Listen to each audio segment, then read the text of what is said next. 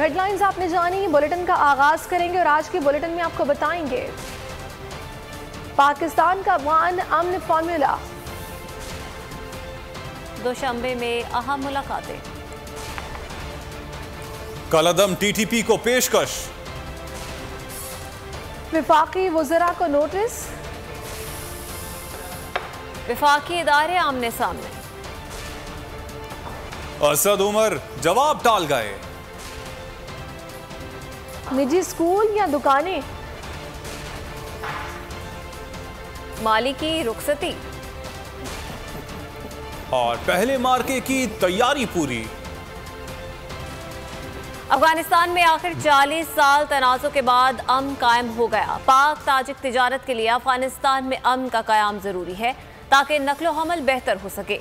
वज़ीर आज़म इमरान खान का दोशंबे में पाकिस्तान ताजिकिस्तान मुश्तरका बिजनेस फोरम से खिताब, कहा ताजिक सदर और मैं मिलजुल कर अफगान अमन के लिए हर मुमकिन कोशिश करेंगे, खुसूसन दो बड़ी बरादरियों पश्तून और ताजिक को करीब लाने और मखलूत हुकूमत के क़याम को यकीनी बनाने के लिए पूरी कोशिश की जाएगी। उनका मजीद कहना था कि पाकिस्तान की ताजिर बरादरी ताजिक कारोबारी तबके को मदऊ करेगी और हम यकीन दिलाते हैं कि पाकिस्तान में इनकी आमद से सनती सरगर्मियाँ बढ़ेंगी और इस ज़म में उन्हें हर मुमकिन ताउन फराहम किया जाएगा।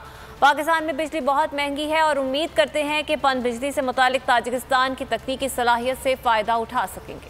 That finally after 40 years of conflict there will be peace in Afghanistan. It's extremely important for our trade, for there to be peace there so that there's better connectivity. Your president and myself will be trying everything to make sure that there is peace, and especially between the two major communities, Pashtun and Tajiks. We will be doing our best to make sure that they get together and there is an inclusive government. I believe we have some 67 companies here from Pakistan today. We envy that. You have cheap, clean hydroelectricity. In Pakistan, unfortunately, we have very expensive electricity. And so we hope that CASA 1000, which will be expedited, so that we can also benefit from your clean and cheap energy, hydroelectricity. For the business community of Tajikistan, Pakistan is a country of 220 million people. And we hope, and I invite you, our business community will invite you, and I assure you that we will facilitate you in every way. The more trade between the two countries, the more it will benefit both the countries. So I can assure you that we will be giving you all the incentives. The government's job is to facilitate, and inshallah you will find whenever you come that the government will do everything to make it easier for you to do business. Tajikistan के दारुल हुकूमत दोशंबे में Shanghai ताउन तंजीम का सरबराही इजलास, side line पर वज़ीर आज़म की और दीगर सरबराहान मुमलिकत से मुलाकातें। वज़ीर आज़म इमरान खान और बेलारूस के सदर अलेक्जेंडर की मुलाकात का एलामिया भी जारी। दोनों रहनुमाओं का दो तरफा पार्लिमानी और सियासी ताल्लुकात बढ़ाने का फैसला।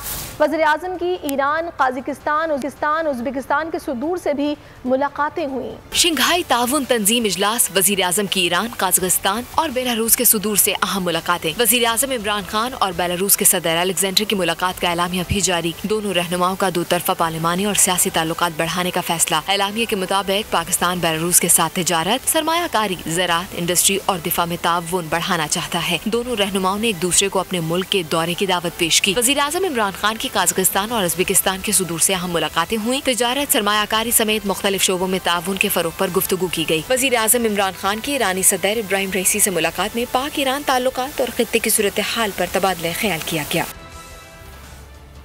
तो दोशंबे में शंघाई ताउन तंजीम का इजलास, खित्ते के मुमालिक के लिए अफगानिस्तान पर सोच विचार का नादिर मौका। रूस, चीन, पाकिस्तान के वज़ीर ख़ारजा ने सर जोड़ लिए। अफगानिस्तान और खित्ते में अमन और सलामती पर तबादला ख्याल किया गया। वज़ीर ख़ारजा शाह महमूद कुरैशी की रूसी हम मनसब से अलग अलग मुलाकात। वज़ीर ख़ारजा का कहना था कि अफगानिस्तान में इंसानी बुनियादों पर खुराक और अद्वियात की फराहमी को यकीनी बनाया जाए। शंघाई ताउन तंजीम का इजलास, अफगानिस्तान की सूरत हाल मरकजी नुक्ता बन गया कॉन्फ्रेंस की साइड लाइन पर खित्ते के ममालिक का अफगान सूरत हाल पर गौर। चीन, पाकिस्तान और रूस के वज़रा ख़ारजा की मुलाकात हुई। मुलाकात में अफगानिस्तान की उभरती सूरत हाल और खित्ते में अमन व इस्तेहकाम के हवाले से खुसूसी तबादला ख्याल किया गया। शुरका ने अफगानिस्तान और मजमूई तौर पर खित्ते में अमन, सलामती और इस्तेहकाम के फ़रोग के लिए अपने अज़म का इआदा किया। अफगानिस्तान में मुमकिन दहशतगर्दी के फैलाव और उससे निमटने के लिए मुश्तरका कोशिशों की ज़रूरत पर जोर दिया गया। अफगानिस्तान में जामे हुकूमत के क़याम पर भी इत्तेफाक किया गया। इससे कबल शाह महमूद कुरैशी से रूसी हम मनसब सरगई लारोफ ने मुलाकात की। मुलाकात में दो तरफ़ा ताल्लुकात, मुख्तलिफ शोबा-ए-जात में ताउन के फ़रोग और इलाकाई सूरत हाल पर तबादला ख्याल किया गया। वज़ीर ख़ारजा का कहना था, पाकिस्तान खित्ते में अमन व इस्तेहकाम के लिए अफगानिस्तान में क़याम अमन को नागुज़ीर समझता है। अफगानिस्तान में इंसानी बुनियादों पर खुराक और अद्वियात की फरहमी को यकीनी बनाया जाए। और वज़ीर ख़ारजा शाह महमूद कुरैशी का बड़ा ऐलान, कल अदम तहरीक तालिबान पाकिस्तान के लिए मुआफ़ी की मशरूत पेशकश करती। कहा, अगर कल अदम TTP दहशतगर्दी में मुलव्वस ना होने का वादा करे और पाकिस्तान का आइन तस्लीम करे तो उन्हें मुआफ़ी देने पर गौर के लिए तैयार हैं।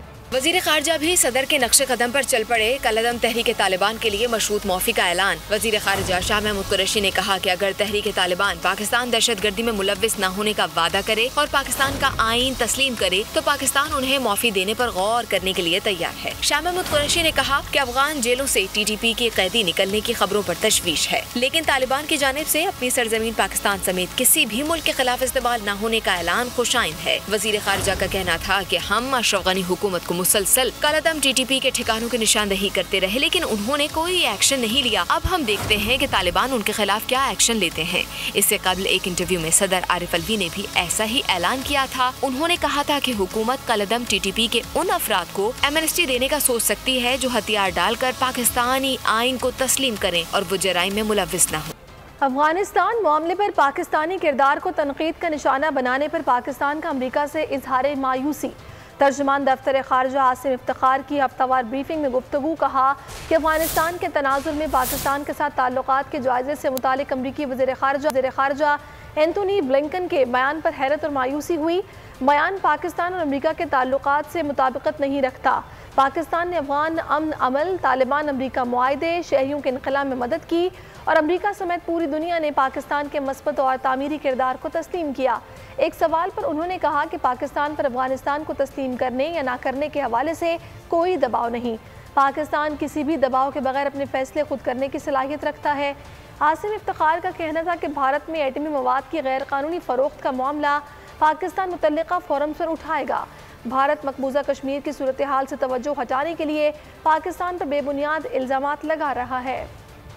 मुल्ला ब्रदर के बाद अनस हक्कानी ने भी इख्तिलाफात की तरदीद कर दी। कहा, फिक्र मत करो, परेशान ना हो, हमारे दरमियान लड़ाई का कोई इम्कान नहीं है। उनका कहना था कि जर्मनी जल्द पाकिस्तान में अपना सिफारत खाना खोल सकता है।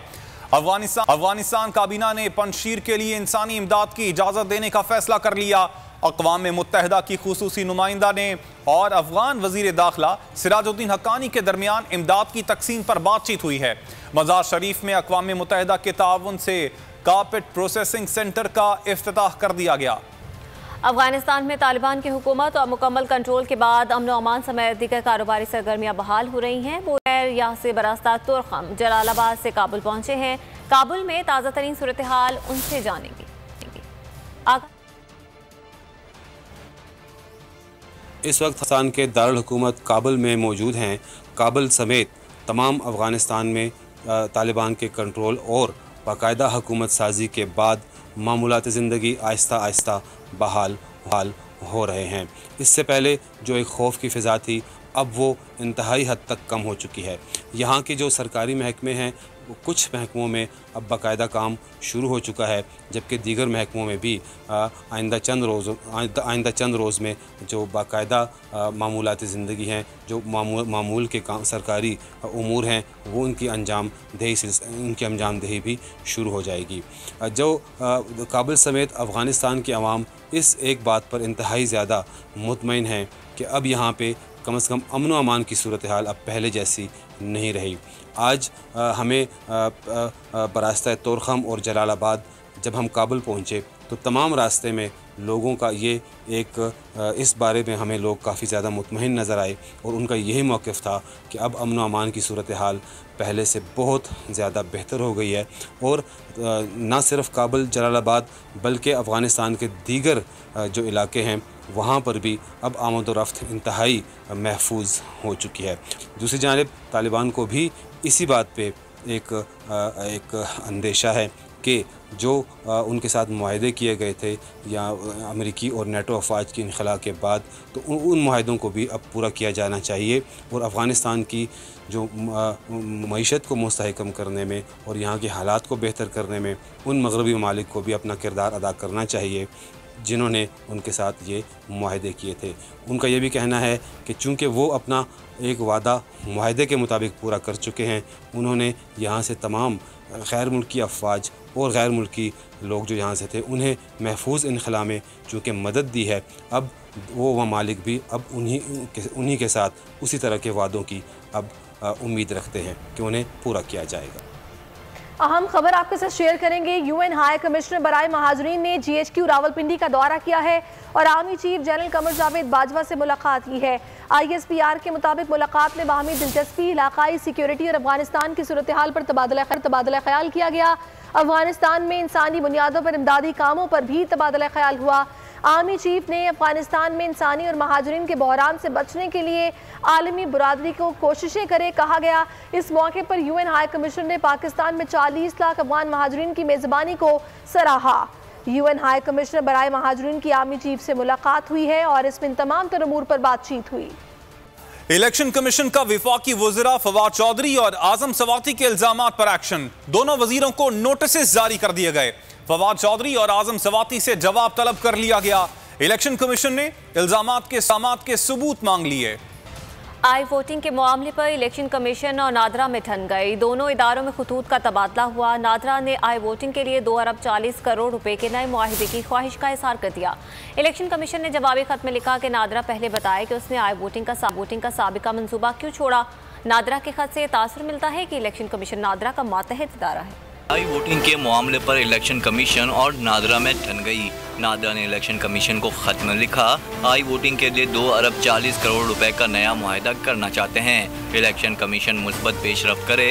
इलेक्शन कमीशन ने जवाबी खत में लिखा, नादरा पहले बताए इसने आई वोटिंग का साबिका मंसूबा क्यों छोड़ा। साबिक मंसूबे पर 6 करोड़ 65 लाख रुपए खर्च हो चुके थे। अगर छोड़े गए निज़ाम में खामियां थीं तो उसका जिम्मेदार कौन है? क्या किसी पर जिम्मेदारी का तयन किया गया?